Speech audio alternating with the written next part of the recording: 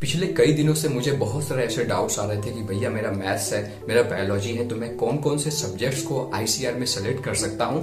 और यहाँ पे सबसे पहले मैं आपको एक चीज बताना चाहूंगा। हो सकता है ये सारे बहुत स्टूडेंट जानते होंगे कि पीसीए और पीसीएम, पीसीबी, एबीसी इसका मतलब क्या होता है यार। तो देखिए, P for physics, C for chemistry, M for maths, B for biology and यहाँ पे आता है ए फॉर एग्रीकल्चर, राइट। तो आई होप कि ये जो आपका डाउट है यहाँ पे ये आपको समझ में आ गया होगा कि इसका मतलब क्या होता है, राइट। काफी सारे स्टूडेंट्स को अगर हम देखें पिछले लास्ट ईयर, तो उन्होंने काउंसलिंग में बहुत सारे मिस्टेक्स किए थे, जो कि यार आपको एप्लीकेशन फॉर्म फिलअप के टाइम पे ही इसको आपको माइंड में रखना है, जिससे आपसे कोई मिस्टेक ना हो।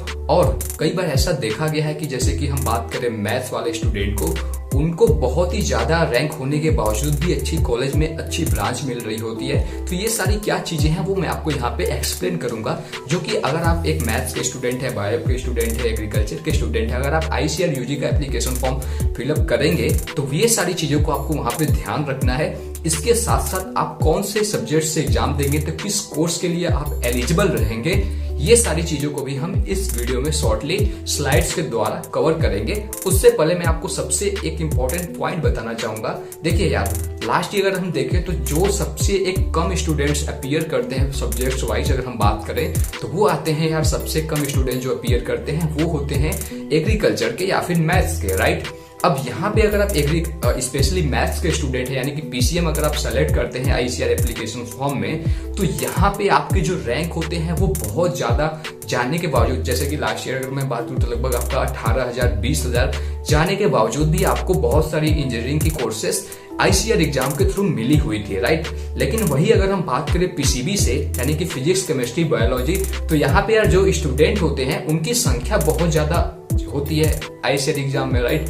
जिसकी वजह से यहाँ पे आपका बहुत बड़ा मारा मारी होती है एक अच्छे कॉलेज में, एक अच्छे ब्रांच के सीट के लिए, राइट। क्यों यार, देखो ऑब्वियस सी बात है, अगर आप ज्यादा नंबर ऑफ स्टूडेंट बढ़ेंगे तो कंपटीशन बढ़ेगा, हर किसी को वही चीज चाहिए, तो ऑब्वियस सी बात है जिसका रैंक अच्छा रहेगा उसको वो कॉलेज मिल जाएगा, ठीक है। तो ये चीजें आई हो कि आपको समझ में आ रहा होगा। अगर आप एबीसी से आते हैं तो आपको और भी ज्यादा रैंक पे अच्छे कॉलेज मिल जाते हैं। ये आप लास्ट ईयर की काउंसलिंग जो हुई थी उसके बेसिस पे जो मेरा एक्सपीरियंस है वो मैं आपको बता रहा हूँ, राइट।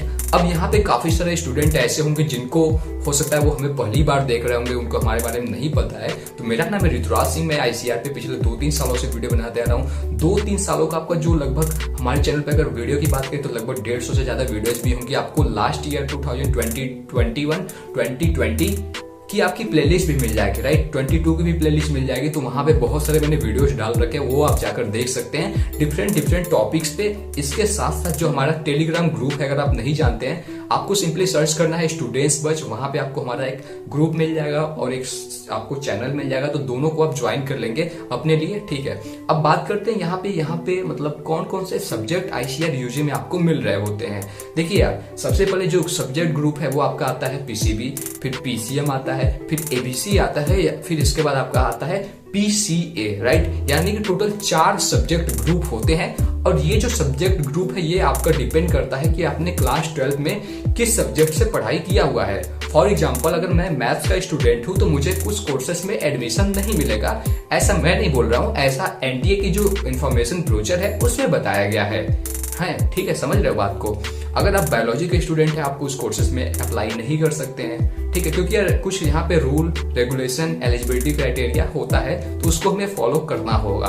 अब यहाँ पे टोटल आपको 10 आपको ब्रांचेस मिलते हैं या फिर आप कह सकते हैं कोर्सेस मिलते हैं आईसीआर यूजी एप्लीकेशन का। जब आप फॉर्म फिलअप करेंगे उसका नॉर्मलाइजेशन प्रोसेस होगा, जैसे जेईई मेन का आपका प्रोसेस होता है। फिर एनटीए आपको परसेंटाइल देगा, आईसीआर आपका जो परसेंटाइल है उसको आपको रैंक में कन्वर्ट करके आपको देगा, राइट। तो ये पूरा प्रोसेस बहुत लंबा होता है, हालांकि आपको पूरी अपडेट, पूरी गाइडेंस, पूरा सपोर्ट आपको स्टूडेंट्स बस यूट्यूब चैनल और मेरे द्वारा और आपको टेलीग्राम पे ये सारी चीजें आपको मिलती रहेंगी। बस आपको चैनल को सब्सक्राइब करके रख लेना है। अब यहाँ पे देखो यार, जहाँ पे अब अगर हम बात करें सबसे पहले एप्लीकेशन फॉर्म फिलिंग की, तो यहाँ पे ही आपका जो सबसे बड़ा मिस्टेक होता है वो बहुत सारे स्टूडेंट्स करते हैं। उनका सब्जेक्ट ग्रुप होता है कुछ और, वो लालच में कुछ और चीजें सेलेक्ट कर देते हैं। तो ये सारी चीजों को आपको नहीं करना है। अब हम स्लाइड्स पे आपको बताते हैं कि कौन कौन से कोर्स के लिए आप क्या क्या चीजें सेलेक्ट कर सकते हैं। पूरा प्रोसेस मैं आपको समझाता हूँ और आपके जो कोर्सेस हैं वो आपको काउंसलिंग में कौन कौन सा मिल पाएगा। ठीक है, आइए चलते हैं स्क्रीन पर। सो यहाँ पे आप लोग देख सकते हैं कि यहाँ पे जो आपका 10+2 की एलिजिबिलिटी क्वालिफिकेशन है वो आपका दिया गया हुआ है, राइट। सबसे पहले अगर हम पॉइंट की बात करें तो यहाँ पे आपका कोड नंबर दिया गया है।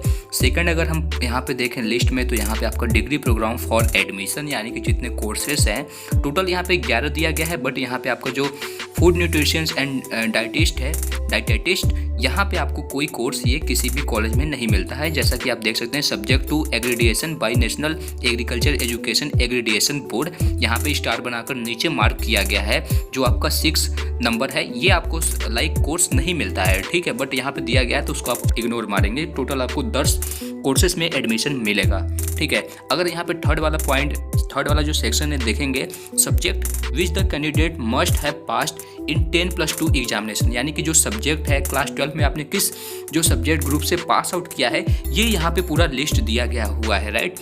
अगर हम यहाँ पे जो हमारा लास्ट वाला अगर हम देखें जो लिस्ट आता है, ये यहाँ पे आपको बताया गया है कि subjects to be attempted in the entrance examination, यानी कि जो सब्जेक्ट से आप एग्जाम में सेलेक्ट करेंगे एप्लीकेशन फॉर्म फिलिंग के दौरान, जिस सब्जेक्ट ग्रुप में आप एग्जाम देंगे वो यहाँ पे आपको दिया गया है, राइट। तो यहाँ पे सबसे पहले अगर हम फर्स्ट देखें, जैसा कि आपको यहाँ पे दिया गया है कि BSc honours agriculture, right.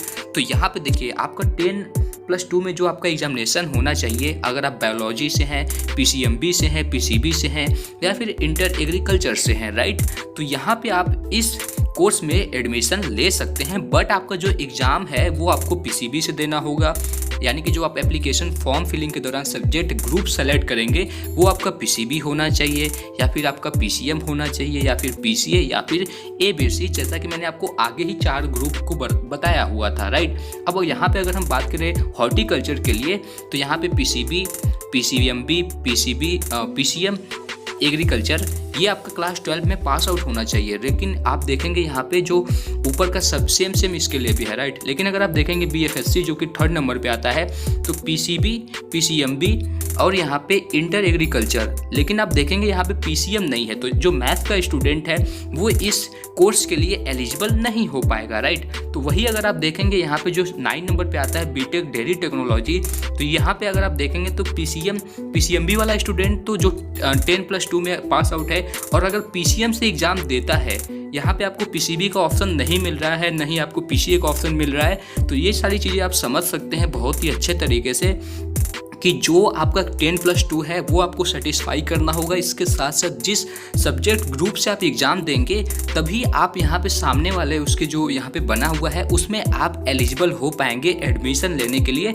Counselling के टाइम पे। आई होप कि आपका डाउट सॉल्व हो गया होगा। तो प्लीज़ यार वीडियो को लाइक कर देना, काफ़ी ज़्यादा एफर्ट लगता है।